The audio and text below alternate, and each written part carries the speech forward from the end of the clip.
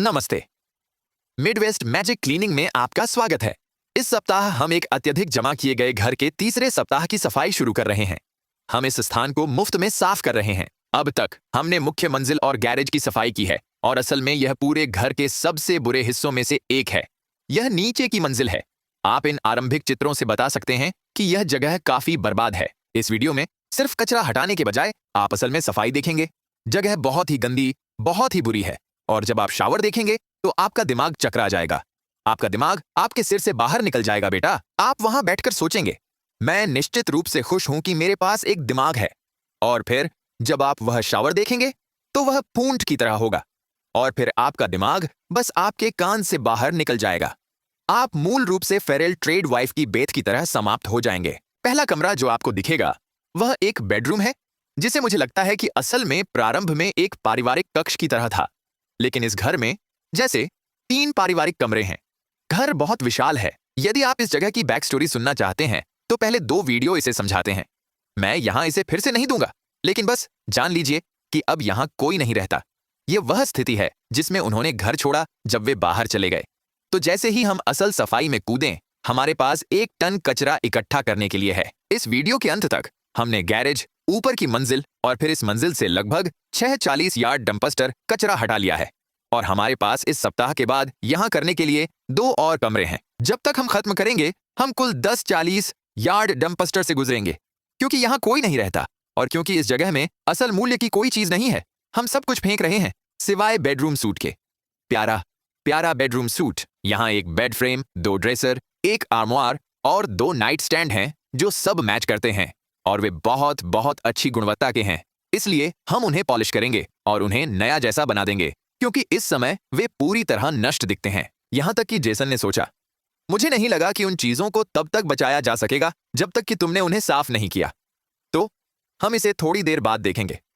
अभी यह सिर्फ कचरा कचरा और ज्यादा कचरा है। अब तक हमने लगभग 2000 रोमांस उपन्यास पाए हैं। हम लगभग 500 जोड़ी जूतों तक पहुंच गए हैं और इनमें से बहुत कुछ अगले सप्ताह हमारे द्वारा करने के लिए 2 विभिन्न कमरों में है। यहाँ महिलाओं के कपड़े लगभग किसी अन्य जगह की तुलना से ज्यादा हैं जो हमने कभी साफ किया है। यह सिर्फ एक विशाल मात्रा है, इतनी कि आप कुछ कपड़ों तक भी नहीं पहुंच सकते, क्योंकि जमीन पर कपड़ों का ढेर है और अलमारी में लटके बेहतर कपड़ों तक पहुंच ब्लॉक कर रहा है। हमें 5 या 6 फोन भी मिले जो हमें असल में ज्यादातर जमा किए गए घरों में मिलते हैं। और मुझे लगता है कि वहां 2 में से एक चीज हो रही है। या तो वे अपने फोन को अपग्रेड कर देते हैं और फिर दूसरे को ढेर में फेंक देते हैं, या उन्होंने अपना फोन खो दिया है और फिर वह बैटरी चार्ज समाप्त हो गया है, ताकि आप उसे कॉल करके यह पता नहीं लगा सकें कि यह कहां पर है। इसलिए यह हमेशा के लिए जमा में खो गया रहता है और उन्हें इसे बदलने के लिए नया फोन लेना होता है। हमें हमेशा 5, 6, 7 आईपैड मिलते हैं जो बस कचरे में दफन होते हैं। मैंने पिछले सप्ताह के वीडियो और उसके पहले हफ्ते में उल्लेख किया था कि इस जगह में कोई कीड़े और कोई चूहे नहीं थे, जो कि बहुत ही दुर्लभ है एक जमा की हुई जगह के लिए। खैर, यह घर का वह हिस्सा है जहां हमने चूहे पाए। हमें एक जीवित और कई मृत चूहे के शव मिले, जैसा कि जिंदा चूहे के शरीर के विपरीत। ज्यादा अंश दराज और ज्यादा अंश फर्नीचर बस चूहे की बीट से सैचुरेटेड थे। इसलिए हम इस सफाई के दौरान ज्यादातर समय मास्क पहनेंगे, विशेष रूप से जब मैं बाथरूम में जा रहा हूं। और आप जानते हैं कि जगह कितनी खराब है जब मैं हर शॉट में दस्ताने पहनकर वीडियो कर रहा हूं। आमतौर पर मैं उन्हें तभी पहनता हूं जब मुझे असल में आवश्यकता होती है, मुख्यतः क्योंकि मैं ऑटिस्टिक हूं और दस्ताने मेरे हाथों पर बेहद अजीब महसूस होते हैं। और मैं जानता हूं कि यह पागलपन है, क्योंकि यह मेरे स्वास्थ्य के लिए हानिकारक हो सकता है उन्हें न पहनना। लेकिन आप जानते हैं, यह मेरा निर्णय है। मैं 51 का हूं यार। मैं अपने स्वास्थ्य को जोखिम में डाल सकता हूं अगर चाहूं। लेकिन इस बार मैंने कहा, नहीं, हम दस्ताने पहनने जा रहे हैं। यह घिनौना है।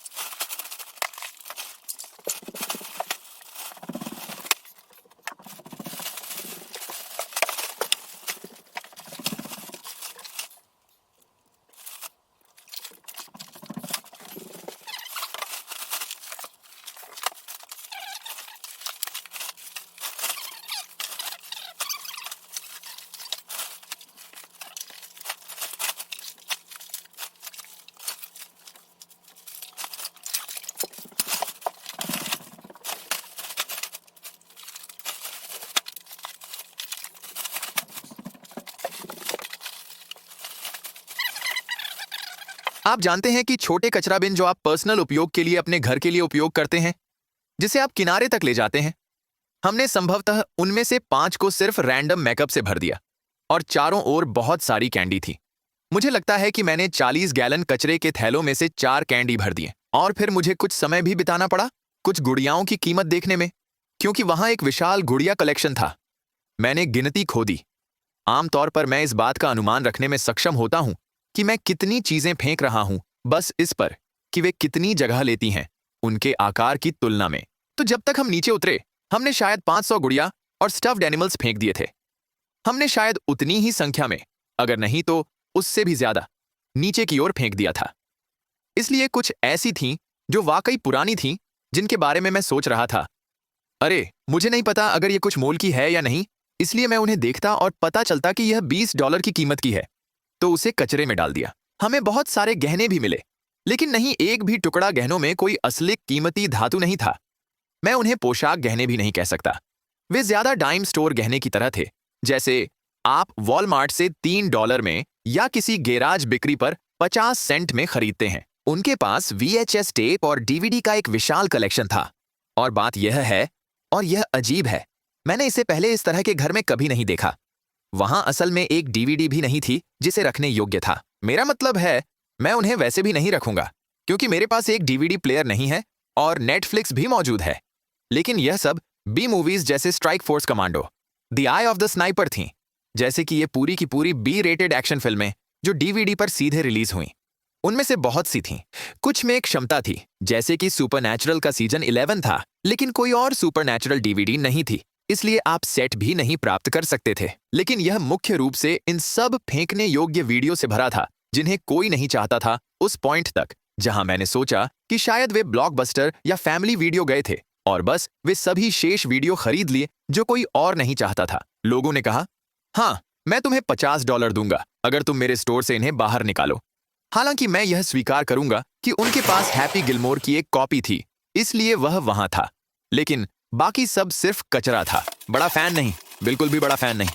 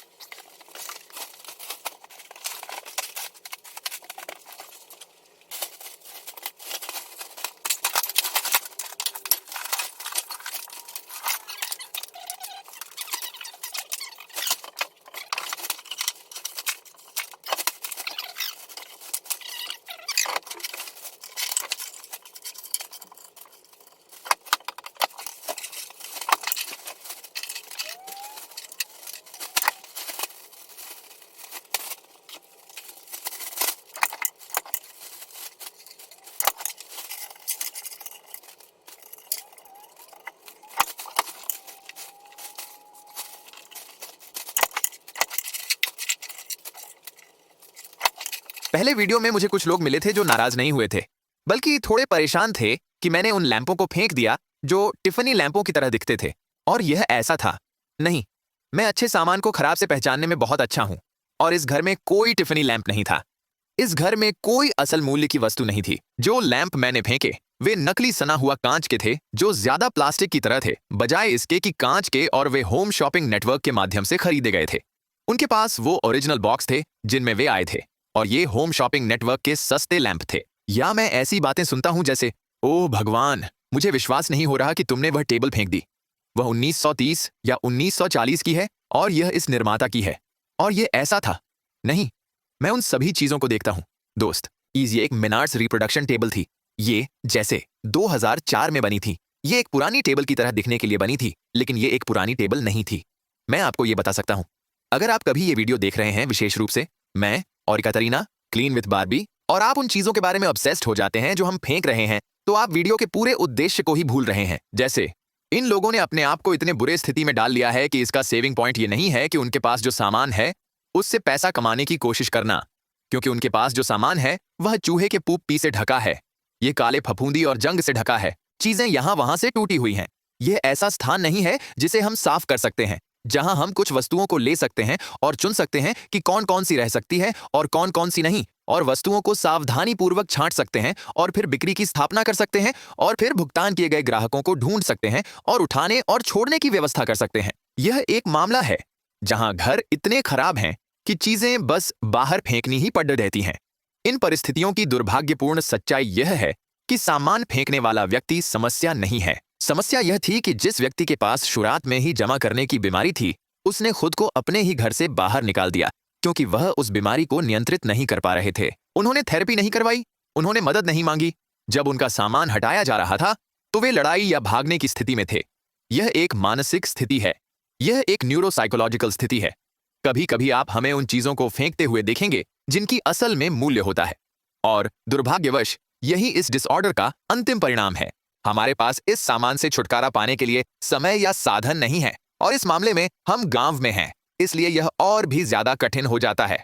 ग्रामीण क्षेत्रों में रहने वाले लोगों से पूछें कि सामान से छुटकारा पाना, चीजें दान करना और बेचना कितना आसान है, या यहां तक कि चीजों को फुटपाथ पर रखकर लोगों को अपने घर आने देना, क्योंकि इस तरह दूर गांव में फुटपाथ नहीं है। यह एक घर है और फिर कई मील तक मकई के खेत हैं, फिर एक और घर। वैसे मैंने इस सीरीज के पहले वीडियो में बहुत विस्तार से बताया है, लेकिन मुद्दा यह है कि यदि आप उन चीजों को देखने के लिए देख रहे हैं जिन्हें हम फेंक रहे हैं, और इस बात से परेशान हो रहे हैं कि हम कुछ वस्त्र फेंक रहे हैं, तो हो सकता है कि आपके पास भी एक समस्या हो, क्योंकि इन वीडियो का उद्देश्य लोगों को इस बड़े गड्ढे से निकालना है जिसमें उन्होंने खुद को दफन कर लिया है। यह स्थान को खोलने के लिए है, और कॉकरोच, मकड़ियाओं, चूहे और सांप को मुफ्त में आवाज, मुफ्त खाना, मुफ्त पानी और ब्रीडिंग के लिए पर्याप्त स्थान नहीं देना है। एक बार जब आप ऐसा स्थान साफ करते हैं तो आपको ध्यान में आता है कि इन्फेस्टेशंस चले जाते हैं, क्योंकि उनके लिए आसान भोजन के स्रोत और आसान आश्रय अब नहीं होते जिसमें वे ब्रीड कर सकें। वैसे चिढ़ाने के लिए नहीं, परंतु सभी लोगों की ओर से जो यह सफाई चैनल्स चलाते हैं, हम आपको बिल्कुल वही काम करने का आमंत्रण देते हैं जो हम अभी कर रहे हैं, और फिर हमें बताएं कि आपने सामान से कैसे छुटकारा पाया और आपको इसमें कितना समय लगा। वैसे यह पूरी बात मजाकिया होने का मतलब था, तो इसे स्वीकार करें। अच्छा, जब मैंने इस फर्नीचर को साफ करना शुरू किया तो प्रत्येक पर कदम उठाने होंगे, क्योंकि ये चूहे की पूप से भरे हुए हैं। तो पहला कदम है दराजों को खोलना और वैक्यूम से सभी चूहे की पूप को साफ करना, जो हीपा फिल्टर वाला है। यह एक विशेष प्रकार का फिल्टर है जिसे बहुत छोटे कणों को स्थानांतरित करने के लिए डिजाइन किया गया है, जिसमें बैक्टीरिया और वायरस और इसी प्रकार के अन्य सामान शामिल हैं। इस तरह आप चूहे की पूप को वैक्यूम करते हैं और इसे वापस कमरे में सैचुरेटेड हवा के साथ नहीं उड़ा रहे होते। ये पहले फिल्टर के माध्यम से जाता है और सभी गंदे सामान को इकट्ठा करता है और फिर साफ हवा उड़ा देता है। फिर मैं सभी फर्नीचर के बाहरी सतह को मिस्टर क्लीन से साफ करूंगा, क्योंकि इनमें इतनी गंदगी, पिघली हुई कैंडी और सिर्फ गंदे चिपचिपे पदार्थ थे कि मुझे कुछ शक्तिशाली की आवश्यकता थी। अन्यथा मैं बस एक गीला कपड़ा उपयोग करता अगर आप घरेलू सफाई कर रहे होते। लेकिन अगर आप कभी इस स्थिति में होते हैं जहां कुछ बहुत गंदगी से चलने वाली सामग्री से ढका होता है, तो मिस्टर क्लीन का उपयोग करना सही होता है। अगर आपके पास पिघली हुई कैंडी या स्टिकर्स हैं फर्नीचर पर, तो गू गॉन असल में बढ़िया है, लेकिन मैंने सिर्फ मिस्टर क्लीन इन पर इस्तेमाल किया। जो भी अत्यधिक गंदी दराजें थीं, मैंने उनके अंदर भी मिस्टर क्लीन का इस्तेमाल किया, लेकिन कुछ दराजें ठीक थीं। उनमें चूहे की पूप थी, लेकिन कोई असल गंदगी नहीं थी। फिर मैं ओल्ड इंग्लिश से सभी फर्नीचर के बाहरी सतह को पॉलिश करूंगा। लिक्विड गोल्ड भी बहुत अच्छा काम करता है और ये बस चमक जोड़ने के लिए है। फिर अंतिम चीज मैं करूंगा, सीधे 70% आइसोप्रोपाइल अल्कोहल लेंगे, इसे एक स्प्रे बोतल में डालकर उस पर मिस्ट पर डालूंगा और उन सभी दराजों के अंदर की सतह पर स्प्रे करूंगा। और इसे पोंछने का कोई मतलब नहीं है, उसका मकसद साफ करना नहीं है। ये किसी भी वायरस या बैक्टीरिया को मारने के लिए है जो अब भी दराजों में हो सकता है। अल्कोहल इतनी जल्दी इवेपोरेट होता है कि यह लकड़ी को नुकसान नहीं पहुंचाएगा, लेकिन यह किसी भी वायरस, बैक्टीरिया, जीवित चूहा या उस लकड़ी में होने वाले किसी भी जीव को मार देगा, और पूरा मकसद यह है कि इसे सुरक्षित बनाना।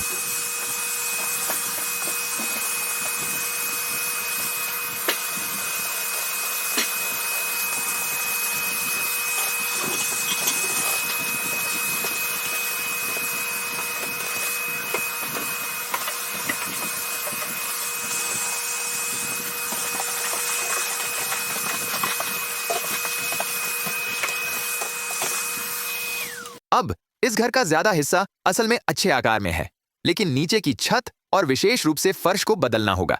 इसलिए नीचे का हिस्सा बहुत सारा ड्रॉप सीलिंग टाइल्स जो गिर गए हैं या समय के साथ उन्हें नुकसान हुआ है। फर्श, यह स्पष्ट है। मेरा मतलब है, उन्हें देखो, वे पूरी तरह से बर्बाद हैं। कारपेट निकालना होगा और वे उसे फिर से कारपेट कर सकते हैं या एलवीपी डाल सकते हैं या कुछ भी, लेकिन उसे जाना चाहिए। उसे साफ करना संभव नहीं है। मेरा मतलब है, मैं कुछ यूट्यूब चैनलों को जानता हूं जो कर सकते हैं। उनमें से कुछ कारपेट सफाई चैनल सुपर शानदार होते हैं और वो लगभग कुछ भी ले सकते हैं और उसे फिर से नया बना सकते हैं, लेकिन इस घर में यह उचित नहीं है। कारपेट खुद पुराना और आउटडेटेड हो चुका है। मेरा जिक्र नहीं करने के बावजूद उसमें गंदगी है और वहां बहुत सारे फिजिकल डैमेज है जहां वह खुल चुका है। बस उसे अलग करना होगा, जैसे आपकी मां।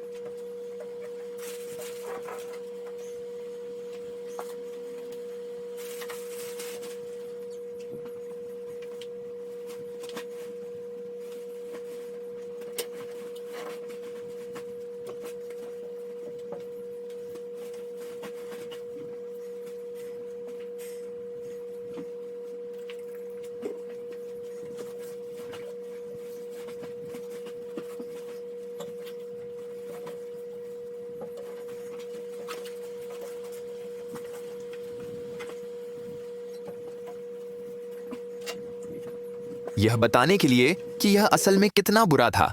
जिस ज्यादा घरों की हम इस चैनल पर सफाई करते हैं, हम पूरे घर को एक सप्ताह में पूरा कर सकते हैं।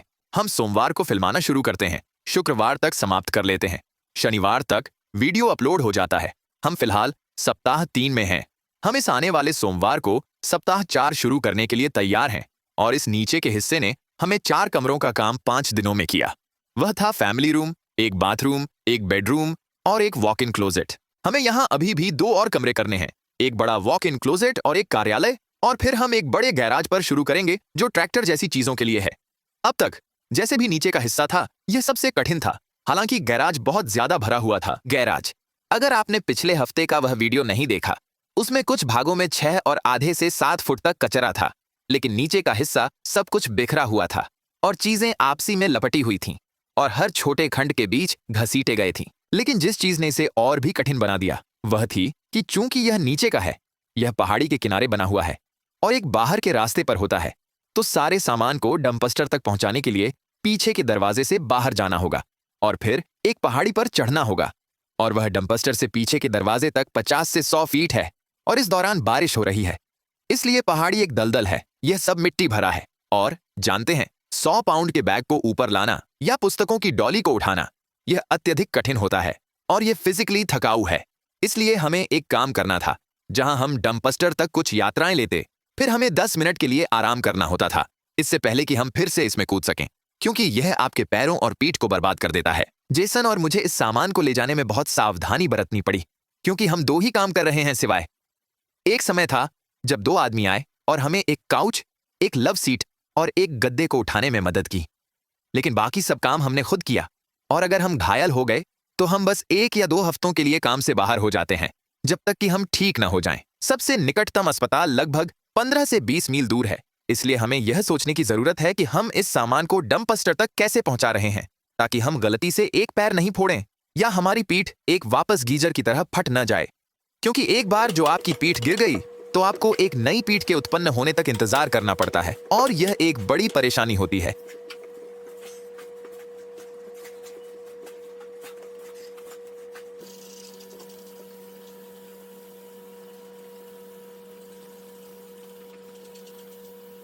तो चलो मैं इस चैनल के इतिहास में सबसे ज्यादा पूछे जाने वाले प्रश्न का उत्तर दूं, क्योंकि यह हर सप्ताह पूछा जाता है, हर बार जब हम इस प्रकार की सफाई करते हैं।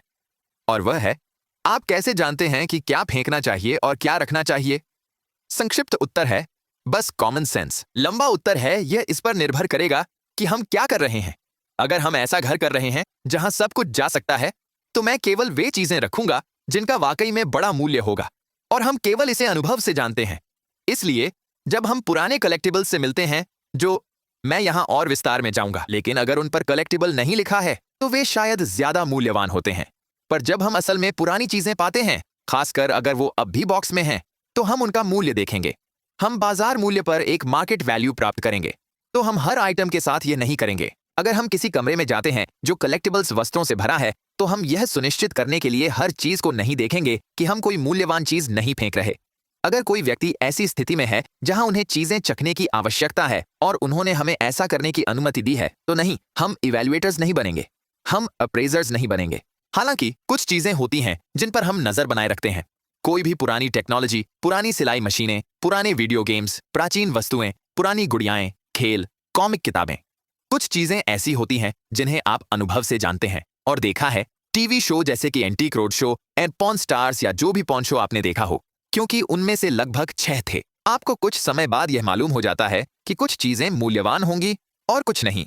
अगर कोई वस्तु मरम्मत से परे टूट गई है तो वह चली जाती है। मुझे परवाह नहीं है कि यह कितनी मूल्यवान है। अगर यह पूरी तरह से नष्ट हो गई है तो यह चली जाती है। अगर यह टॉक्सिक है तो यह चली जाती है। बहुत सारी चीजें होंगी जिनका सेंटिमेंटल मूल्य होता है, और आप यह जानते हैं केवल दूसरों के साथ रहने से जो सेंटिमेंटल सामान रखते हैं, जैसे कि वे कंबल जो स्पष्ट रूप से परिवार में पुराने कपड़ों से बने होते हैं, पुरानी तस्वीरें, बच्चों के चित्र और इसी तरह की चीजें। अगर उनमें सेंटिमेंटल मूल्य है तो हम उन्हें सुरक्षित रखने के लिए रखने वाले हैं। फिर से कलेक्टिबल्स की बात पर, हमारे अनुभव से अगर हमें कोई पुरानी चीज मिलती है और उस पर कलेक्टर एडिशन लिखा होता है, तो ज्यादा मामलों में यह मूल्यवान नहीं होती। कलेक्टर्स एडिशन का वाक्यांश कंपनियों के लिए गढ़ा गया ताकि वे लोगों को चीजें बेच सकें इस संकेत के साथ कि एक दिन इसका बहुत मूल्य होगा। तो समस्या यह है कि बहुत सारे लोग उन चीजों को खरीदे और अब हर किसी के पास एक है। वस्तु जो किसी पुरानी चीज में मूल्य जोड़ती है वह है दुर्लभता। इसलिए अगर आपके पास एक बहुत पुराना खिलौना है और ज्यादा लोगों ने सालों और दशकों में उन पुराने खिलौनों को फेंक दिया है, लेकिन आपके पास एक असली वर्जन है जो अविनाशित है और अब भी डिब्बे में है, तो आपकी वस्तु दुर्लभ है। इसलिए आपकी वस्तु का मूल्य बहुत ज्यादा होगा, क्योंकि दुनिया में इतनी सारी नहीं है। कलेक्टर्स एडिशन की समस्या यह है कि जैसे उन्होंने एक खास चाकू के 10,000 बनाए और सभी चाकू के कलेक्टर्स ने इन 10,000 चाकुओं को खरीद लिया। वे उन्हें रखने और उन्हें किसी तरह के डिस्प्ले केस में रखने वाले हैं और वे अच्छे स्थिति में होंगे, इसलिए वे अन्य कलेक्टर्स के लिए आसानी से मिल सकते हैं। अब यह हमेशा ऐसा नहीं होता, लेकिन यह आमतौर पर रूल ऑफ थंब है। अगर हम कलेक्टर्स एडिशन का शब्द देखते हैं, हम लगभग इसकी गारंटी दे सकते हैं कि यह लगभग $20 का है, और यही हमने इस घर में पाया। हमने कई गुड़ियाएं मिली जो बक्से में थीं और उस वाक्यांश के साथ थीं। हमने उनकी खोज की, एक त्वरित मूल्यांकन किया और फिर पाया कि वे कुल मिलाकर 1 दर्जन में से एक थीं। लोग $20 में उन्हें बेच रहे थे। इसलिए जब आप हमें देखते हैं कि अच्छी स्थिति में और बॉक्स में रखी हुई चीजें फेंकते हुए देखते हैं, आपकी प्रतिक्रिया हो सकती है, ओ मेरे भगवान, मुझे विश्वास नहीं हो रहा कि आपने वह फेंक दिया। ये इतनी अच्छी स्थिति में था। यह किसी दिन कुछ पैसे के लायक होगा। खैर, सच्चाई यह है कि हमने बस बाजार को मजबूत कर दिया, क्योंकि हमने एक को सर्कुलेशन से बाहर कर दिया। तो बाकी सभी कलेक्टर्स अपने वस्तुओं को देखेंगे और उनका मूल्य थोड़ा बढ़ जाएगा, क्योंकि एक कम मौजूदगी है। आपका स्वागत है। अगर आप इस पर विश्वास नहीं करते, तो बेसबॉल कार्ड कलेक्टर्स से पूछें कि 1990 के दशक में क्या हुआ।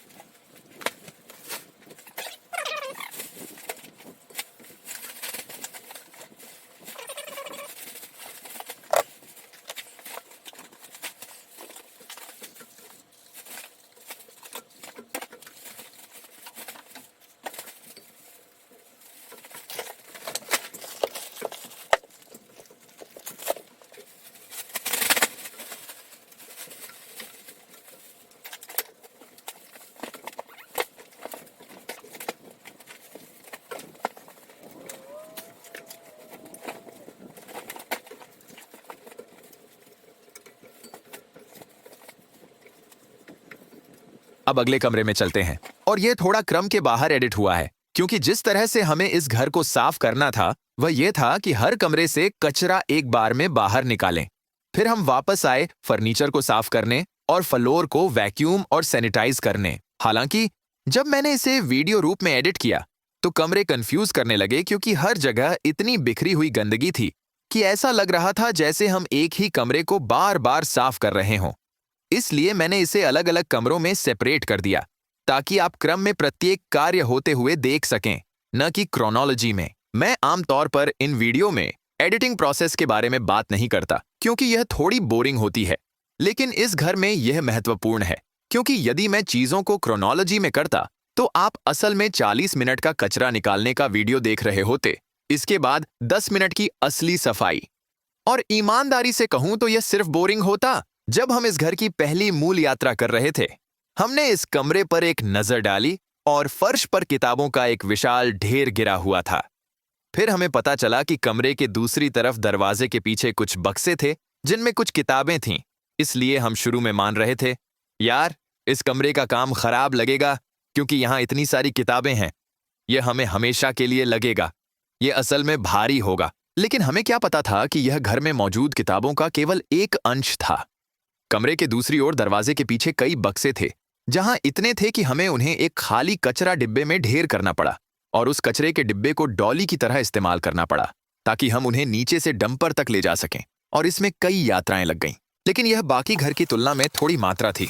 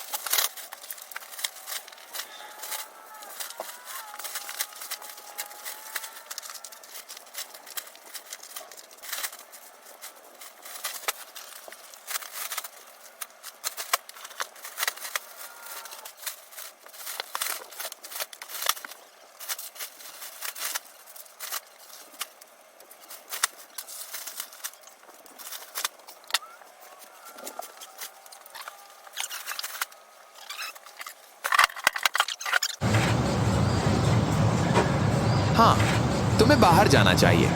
वहां अच्छा और गर्म है।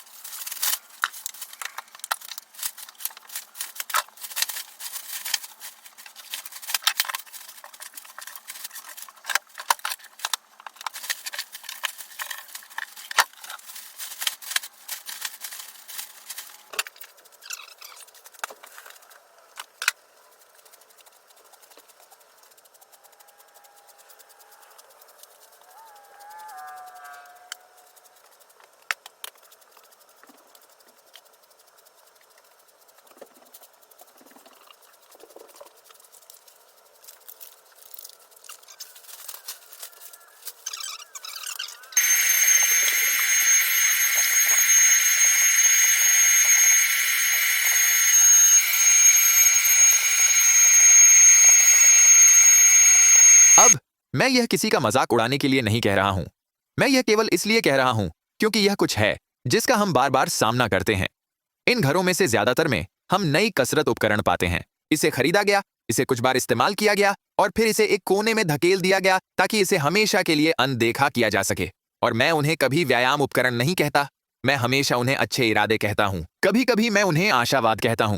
तो हर बार जब हमें एक स्टेयर मास्टर या एक स्की मशीन या एक एक्सरसाइज बाइक मिलती है तो मैं जेसन से कहता हूं, अरे दूसरे कमरे में थोड़ा ऑप्टिमिज्म है जिसे हमें रास्ते से हटाना है। या हाँ, यहां एक कमरा है। यह अच्छे इरादे का कमरा है। यह वह जगह है जहां उन्होंने अपने सभी अच्छे इरादे रखे थे। हमें उन्हें छुटकारा दिलाने की जरूरत है। वे हमेशा सुपर भारी होते हैं और आप मान सकते हैं कि हाँ, वे असल में काम करते हैं क्योंकि उन्हें इसलिए नहीं छोड़ा गया क्योंकि मशीन में कोई समस्या थी। उन्हें इसलिए छोड़ा गया क्योंकि उन चीजों पर व्यायाम करना कठिन है। इसलिए हर घराने का एक ऐसा पल आता है जहां वे कहते हैं एफ दिस, और फिर वे उन्हें कपड़ों के रैक के रूप में इस्तेमाल करने लगते हैं। यह मुझे फेसबुक मार्केटप्लेस पर उन चीजों को देखते हुए हमेशा मजाकिया लगता है क्योंकि वे कहेंगे, एक्सरसाइज मशीन, इसके लिए $800 दिए, इसे $500 में बेचूंगा, बिल्कुल नई स्थिति में है। और मैं कहता हूं, ओह मुझे पता है कि यह बिल्कुल नई स्थिति में है। वे सभी बिल्कुल नई स्थिति में हैं।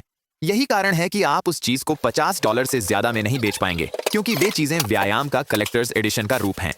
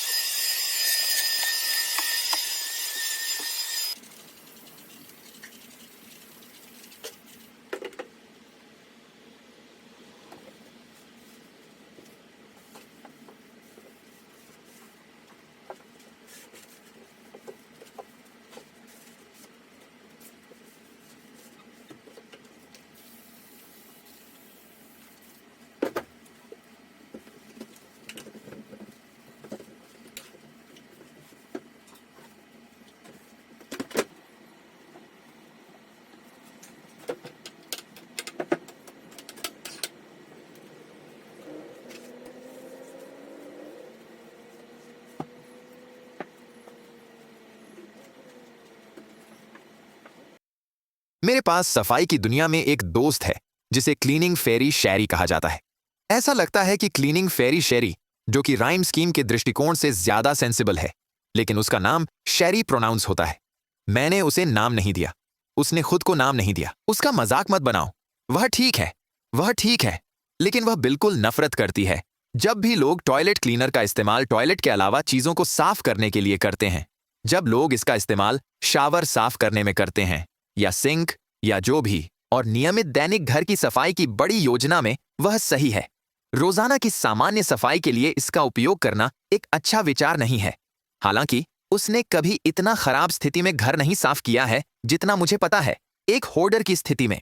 इन मामलों में मैं हार्ड वाटर के दाग को हटाने के लिए टॉयलेट क्लीनर का उपयोग करता हूं, और विशेष रूप से मैं एक एसिड आधारित टॉयलेट क्लीनर का उपयोग करता हूं।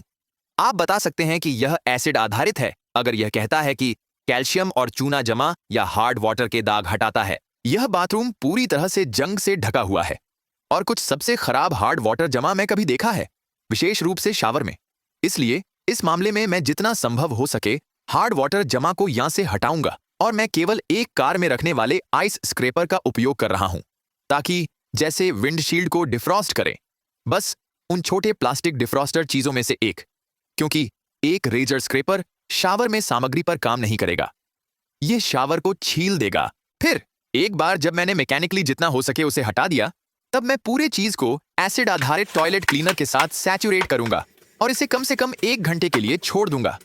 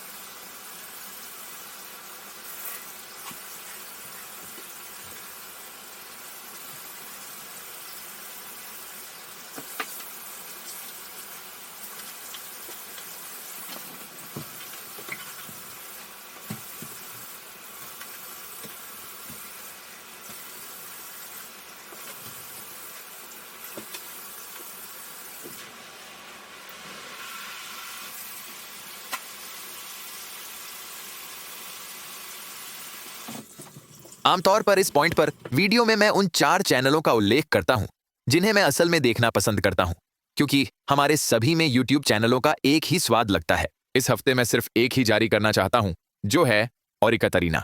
मैं पर्सनली धन्यवाद देना चाहता था ओरिको, क्योंकि उसके बिना मुझे नहीं लगता कि हमारे पास सफाई वीडियो की यह शैली कम से कम इतनी मजबूती के साथ होती। मुझे नहीं लगता कि हमारे पास वह कम्युनिटी होता जो हमारे पास है, और मुझे नहीं लगता कि कुछ यूट्यूबर्स जो मौजूद हैं मुफ्त में ये सब करके अपनी जीविका बना सकते हैं। जैसे कि हम इसके लिए ग्राहकों से कुछ भी शुल्क नहीं ले रहे हैं, हम केवल यूट्यूब विज्ञापनों और प्रायोजनों के माध्यम से पैसा कमाते हैं। और मेरा मानना है कि ओरिकतरीना इस पूरे मामले की चिंगारी थी। कारणों में से एक कि मैं उन्हें उजागर करना चाहता हूं, यह है कि उन्होंने हाल ही में घोषणा की है कि वे गर्भवती हैं और उनके पास साल के अंत तक के लिए पर्याप्त वीडियो हैं, और उसके बाद वे रिटायर हो जाएंगी। और इस कम्युनिटी में हर किसी की ओर से मैं पर्सनली ओरिकतरीना को धन्यवाद देना चाहता था। और अगर आपने उनके वीडियो नहीं देखे हैं तो मैं उनके चैनल का लिंक डिस्क्रिप्शन में देने जा रहा हूं, और अगर आप वहां जा सकते हैं और उन्हें जो कुछ उन्होंने किया उसके लिए त्वरित धन्यवाद दे सकते हैं, तो वह इसके लायक हैं। वह एक अद्भुत व्यक्ति हैं, और जब वे वीडियो बनाना बंद कर देंगी तो मैं उन्हें बहुत याद करूंगा। तो अगर आप इस वीडियो को देख रही हैं तो शायद नहीं, लेकिन अगर आप रुकते हैं और यह देखते हैं तो मेरी ओर से पर्सनली और इन सफाई वीडियो के पूरे समुदाय की ओर से धन्यवाद, इस पूरे यूट्यूब वीडियो के जॉनर की ओर से। और मैं चाहता हूं कि आपको पता चले कि हम सभी आपसे प्यार करते हैं और आपको याद करेंगे, और जब तक आप हमारे पास हैं तब तक आपका आनंद लें। और साथ ही आपको बच्चे के लिए बधाई। आप एक शानदार मां बनेंगी और एक सफाई मशीन को पालेंगी जो सफाई के अगले पीढ़ी के उस्तादों जैसी होगी। यह कहते हुए अगर आपने इस चैनल को सब्सक्राइब नहीं किया है तो हम 1 मिलियन सब्सक्राइबर्स की ओर बढ़ रहे हैं। हम वहां तक लगभग 75% पहुंच चुके हैं। उनके लिए जो यूट्यूब के जानकार नहीं है, सब्सक्राइब बटन मुफ्त वाला है। यह चैनल को सपोर्ट करने का सबसे आसान तरीका है। इसकी कोई कीमत नहीं है और यह मेरी मदद करता है, क्योंकि एक बार जब हम 1 मिलियन सब्सक्राइबर्स तक पहुंचते हैं तो मुझे एक गोल्ड प्लैक मिलता है और मैंने चैनल से हमेशा यही मांगा है। हमारे पास पेड मेंबरशिप्स भी हैं और यह सिर्फ उन लोगों के लिए है जो चैनल को आर्थिक रूप से समर्थन देना चाहते हैं। यही तरीका है जिससे आप मुझसे संपर्क कर सकते हैं, क्योंकि मैं लगभग हर दिन डिस्कॉर्ड पर घूमता रहता हूं और डिस्कॉर्ड केवल पेड मेंबरशिप्स के माध्यम से ही सुलभ है। अगर आप मेंबरशिप का खर्च नहीं उठा सकते तो कृपया न लें।